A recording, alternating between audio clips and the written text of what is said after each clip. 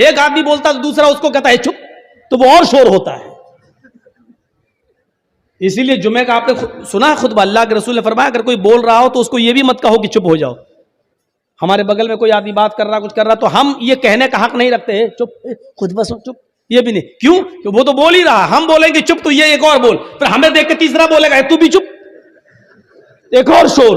तो अल्लाह के रसूल ने क्या फरमाया कि जुमे का खुतबा खामोशी के साथ सुनना चाहिए। अगर कोई बोल रहा है तो मुकर्रिर खतीब उसको चुप करा सकता है, लेकिन सुनने वाला जो मस्जिद में बैठा वो उसको ये नहीं कह सकता है चुप, इसलिए कि वो भी डिस्टर्ब हो जाएगा। तो आप अपने आप चुप रहिए, सब अपने आप चुप हो जाएंगे। यहां तो दूसरा हाल है, वो तो वो हाल हो गया कि कोई चुप होने का नाम ही नहीं लेता। जैसे वो दरिया के किनारे 3-4 आदमी नमाज पढ़ रहे थे, मालूम है, सब जाहिल थे, जाहिली को इमाम बना दिया। अब जाहिल कहता किबला तो मालूम ही नहीं, तो दरिया ही को किबला बना दिया। अब जाहिल तो जाहिल ही है, नमाज पढ़ाने वाला भी जाहिल, 3 उसके पीछे नमाज पढ़ रहे वो भी जाहिल। जाहिल ने कहा अल्लाहू अकबर, अब जोहर की नमाज में सूरह फातिहा जोर से पढ़ रहा है, उसको यही नहीं मालूम कि खामोशी से कब पढ़ना चाहिए और जोर से कब। अब वो पढ़ रहा है इहदिना सिरातल मुस्तकीम सिरातल इय्याका नअबुदु व इय्याका नस्तईन, तब तो गाड़ी सही चली। अब इहदिना सिरातल मुस्तकीम जब उसने कहा तो दरिया से एक मछली उछली और फिर नदी में घुस गई।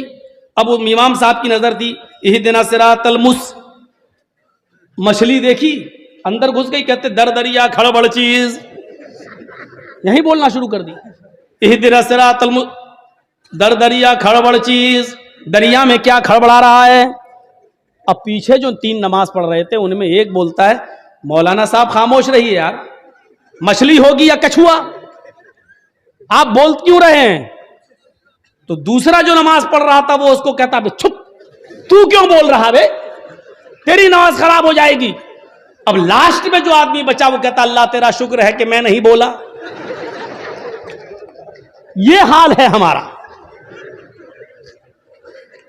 जो कह रहा अल्लाह तेरा शुक्र है मैं नहीं बोला वो भी बोल रहा है। ये सूरत हाल हमारे, हम दूसरों को चुप करा रहे हैं, हम खुद बोल रहे हैं। अल्लाह के वास्ते दीन है, जलसा आप लोगों ने बड़ी मेहनत से किया, कई सालों से आपने मेरा इंतजार किया और अल्लाह ने पहुंचाया, कम से कम इसकी लाज रखिए। आधा घंटा आपने मेरा ऐसी बर्बाद करवा दिया। ला तुशरिक बिल्लाहि शैअन इन कुतिलता हुर्रिकता, शिर्क नहीं अल्लाह को बर्दाश्त। अच्छा एक बात बताइए, एक मिसाल देता हूं, आपके गांव का क्या नाम है? नारायणपुर, रंगाईपुर, डिस्ट्रिक्ट मालदा। आपके गांव का आप हैं या आपके गांव का एक आदमी दिल्ली काम करता है, वहां रह रहा है, बहुत दिनों से वही सर्विस कर रहा है या बिजनेस कर रहा है, वही रहता है। आपके रंगाईपुर डिस्ट्रिक्ट मालदा से कोई आदमी दिल्ली घूमने जा रहा है और आपसे मिलता है। आपने कहा भाई इसको दिल्ली घुमाया, कुतुब मीनार घुमाया, लाल किला घुमाया, अब वो अपने गांव आने लगा रंगाईपुर में। अब आप कहते हैं उससे साहब मैं तो 1-2 साल से यही हूं, महीने 2 महीने 5-6 महीने के बाद घर जाता हूं, मेरी बीवी है घर पर, आप तो जा रहे हैं ना घर, गांव जा रहे हैं ना, और आपने 3000 की 4000 रुपए की खूबसूरत एक साड़ी खरीद कर दी, कहा लो ये मेरी बीवी को दे देना। साड़ी आप दे रहे हैं किसके लिए? अपनी बीवी के लिए। किसको? अपने गांव के एक आदमी को जो घूमने गया है दिल्ली। वहां से जब वो लौट के आता है आपकी दी हुई साड़ी को लेकर, जब आपके घर जाता है दरवाजे को दस्तक देता, बीवी दरवाजा खोलती है, लीजिए साहब क्या हुआ, आपके हस्बैंड ने दिल्ली से आपके लिए एक साड़ी भेजी है, मैं लेके आया हूं। तो अब ईमानदारी के साथ बताइएगा कि बीवी को किसकी तारीफ करना चाहिए, शौहर की या साड़ी देने वाले की? अकल कहती है शौहर की, लेकिन वो शौहर की तारीफ के बजाय साड़ी जो लेकर आया उसकी तारीफ करे। एक्सक्यूज मी, बाहर क्यों खड़े हैं, आप अंदर आ जाइए, आप तो बहुत अच्छे इंसान हैं, आप हमारे लिए साड़ी लाए हैं, चाय बना के पिलाए और फिर उसी को अपना दिल दे बैठे, आप बहुत अच्छे हैं, इतनी दूर से साड़ी लेके आए। जिसने साड़ी भेजी अगर उसको यह पता चल गया कि मेरी बीवी ने बजाय मेरे उसकी तारीफ कर रही है जिसको मैंने साड़ी देकर भेजा है, अगर उसको वहीं पता चल गया तो वहीं से मोबाइल फोन करेगा, और आपने उठाया बीवी ने तो क्या तू उसके साथ रंगोलियां मना रही है, साड़ी मैंने भेजी डाइन चुड़ैल, और तू तारीफ उसकी कर रही है। तलाक तलाक तलाक, तीनों गोली वहीं से मार दे। आप अपनी बीवी की इतनी सी बेगैरती बर्दाश्त नहीं कर सकते,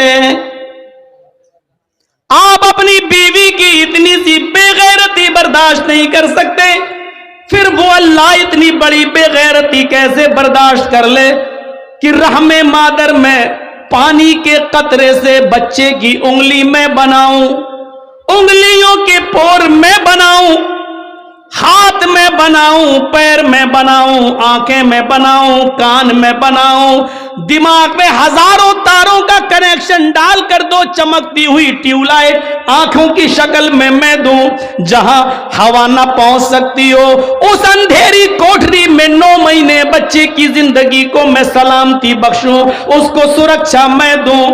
तेरी माँ खाना खा रही थी और अल्लाह ताला तुझे तेरी माँ के पेट के अंदर तेरा पेट बना रहा था, तेरी माँ सो रही थी, अल्लाह तेरी माँ के पेट के अंदर तेरी आंखें बना रहा था, तेरी माँ खाना बना रही थी और अल्लाह ताला तेरी माँ के पेट के अंदर तेरे कान बना रहा था, तेरी माँ चल रही थी, तेरी माँ शादियों में थी, तेरी माँ ये सब काम कर रही थी और अल्लाह अपना काम कर रहा था। अयहसबुल इंसानु अन युतरका सुदा अलम यकुन नुतफतम मिन मनी युमना थुम्मा काना अलकतन फखलक फसव्वा फजअल मिनहु ज़ौजैन अज़्ज़कर वल उन्सा। ओ मेरे बंदे तू ही बता, उस पानी के कतरे को उंगली मैंने बनाया, पोर मैंने बनाया, हाथ मैंने बनाया, कोहनी मैंने बनाई, बाजू मैंने बनाया, घुटना मैंने बनाया, पिंडली मैंने बनाई, रीढ़ की हड्डी मैंने बनाई, दिमाग मैंने बनाया, आंखें देखने के लिए हमने दी, सुनने के लिए कान हमने दिए, और जब तेरी मां के पेट से तू बाहर आया तो चीखने लगा कि अजमेर वाले ने दिया, बदायूं वाले ने दिया, कछोछा वाले ने दिया, फुलवारी शरीफ वाले ने दिया, दातागंज ने दिया, फरीदगंज ने दिया। जब तुम अपनी बीवी की एक छोटी सी बेगैरती बर्दाश्त नहीं कर सकते हो तो अल्लाह ये बेगैरती कैसे बर्दाश्त कर सकता है कि सब कुछ मैं करूं। तुम अपनी मां के पेट में हो, अभी बाहर नहीं आए हो, बच्चे को बाहर आने के लिए सबसे पहले हवा की जरूरत है, इसलिए कि अभी तक वो मां के पेट में अल्लाह उसको ऑक्सीजन पहुंचा रहा है, लेकिन जब वो बाहर आएगा तो उसको हवा की जरूरत है। ओ मेरे बंदे, तू अपनी मां के पेट में था, बाहर आने से पहले मैंने हवा का इंतजाम तेरे लिए पहले कर दिया। ओ मेरे बंदे, तू अपनी मां के पेट के अंदर था, तू अभी बाहर नहीं आया, तुझे आते ही भैंस का और गाय का दूध हजम नहीं हो सकता था, तेरा लीवर बहुत कमजोर था, तुझे बिल्कुल हल्के दूध की जरूरत थी, तू अभी बाहर नहीं आया, तेरे आने से पहले अल्लाह ने तेरी मां की पिस्तान के अंदर दूध की नहर पैदा कर दी है। हाँ, उस पिस्तान में हल्के हल्के सुई की सुराख से भी, हल्के सुई की नोक से भी ज्यादा हल्के हल्के मां की पिस्तान में जिस जगह बच्चा दूध को अपने मुंह में पकड़ता है उस हिस्से पर अल्लाह ने हजारों सुराख पैदा कर दिए, हजारों सुराख बना दिए, एक सुराख नहीं हजारों सुराख हैं, इसलिए कि बच्चा जब पकड़ेगा मुंह तो एकदम इतना दूध ना आ जाए कि उतना दूध पीते ही उसका लीवर खराब हो जाए, क्योंकि उसका लीवर मजबूत नहीं है, इसलिए उसमें रुकावट की जरूरत थी। अल्लाह ने मां की पिस्तान में इतने सुराख कर दिए कि बच्चा चाहे जितना जोर से दूध को चूसे इतना ही एक बूंद या 2 बूंद ही आएगा, जो बच्चा आसानी से पेट में ले सकता है और उसका लीवर उसको आसानी से हजम कर सकता है। ये सारे काम रहमे मादर में मैं करूं और पैदा होने के बाद ये कह दो कि ये तो अजमेर वाले ने दिया, बदायूं वाले ने दिया, फला ने दिया, फला ने दिया। मेरे बंदे, यही शिर्क है जो मैं बर्दाश्त नहीं कर सकता। आए माज ला तुशरिक बिल्लाहि शैयन इन कुतिलता व हुर्रिकता, आए माज अल्लाह के साथ कभी किसी को शरीक मत करना, चाहे तुम्हें कत्ल कर दिया जाए या जलाकर तुम्हें राख कर दिया जाए। ये इस्लाम की बुनियादी चीजों में से पहली चीज थी, इसलिए बता दिया कि शिर्क मत करना। अल्लाह को सब कुछ गवारा है लेकिन शिर्क गवारा नहीं है। सब कुछ मैं करूं, फिर मेरा नाम के बजाय किसी दूसरे का टाइटल, और टाइटल भी उसका जो इतने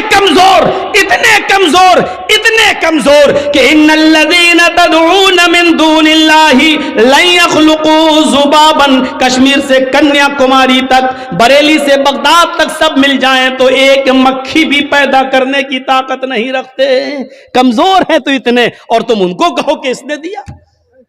कमजोर हैं तो इतने कि मक्खी अगर कोई चीज लेके उड़ जाए तो ये मक्खी को पकड़कर उनसे जो चीज लेकर गई है उससे वो चीज वापस लेने की भी ताकत नहीं रखते, इतने कमजोर, और तुम उनका नाम लो, मेरा नाम हटाकर, मेरा टाइटल हटाकर, तो ये शिर्क अल्लाह रब्बुल आलमीन बर्दाश्त नहीं करता।